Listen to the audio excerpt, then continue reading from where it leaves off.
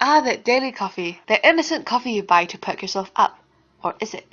That coffee costs around $20 to $30 a week, hundreds of dollars each month, thousands of dollars a year. Not so innocent now. Your new shoes, that pub crawl, that was that iPhone that was really, really ridiculously good looking and you just had to have it. Before you know it, you're traveling down a slippery slope, but you're not fooling anyone except maybe yourself. You may have heard of overspending.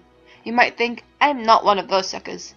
But how well do you really know yourself? A key cause of overspending is that people aren't aware that they're doing it. Many believe that they are conservative in their spending, yet a recent BNZ survey shows that only 38% of Kiwis review the statements thoroughly, take note of spending patterns, and adjust their budgets accordingly. Lack of financial literacy also affects how Kiwis are accumulating debt.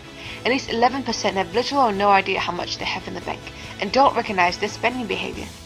Our lifestyle choices are another cause. We're increasingly focused on following trends and saving up for luxury items. A report by Veda shows that Generation Y New Zealanders are no longer applying for mortgages at the rate seen in previous years, simply because they are no longer able to save the 20% required for a deposit.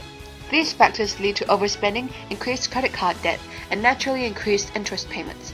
A 2014 NZ Paymark report shows that credit card spending increased by 16% last year. In January 2015, total personal credit card debt rose to a record high of $6 billion. Overspending is also a global phenomenon. A quarter of Canadians are stuck in a vicious cycle of constant debt, but the worst are US consumers who incurred $45.5 billion in debt during the fourth quarter of 2014 alone. The solution for Kiwi overspending is to develop better attitudes to money, greater self-control, and increased financial literacy. The world would be a better place when people can overcome financial issues like debt and become more knowledgeable about money. Firstly, our app will link with your bank account so that any incoming or outgoing amounts can be automatically catalogued. Through this data, budgets, graphs, reports, and projections can be generated. Secondly, the app records your spending patterns and is your partner when you set financial goals, motivating you as you progress towards them. Credit cards have a daily limit, a maximum amount you are allowed to spend before the credit card is locked.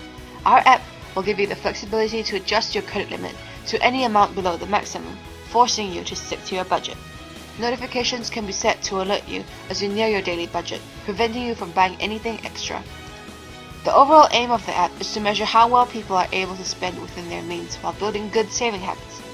This can be measured by the percentage of income saved per year and whether the user has met the financial budgets or goals that they have set.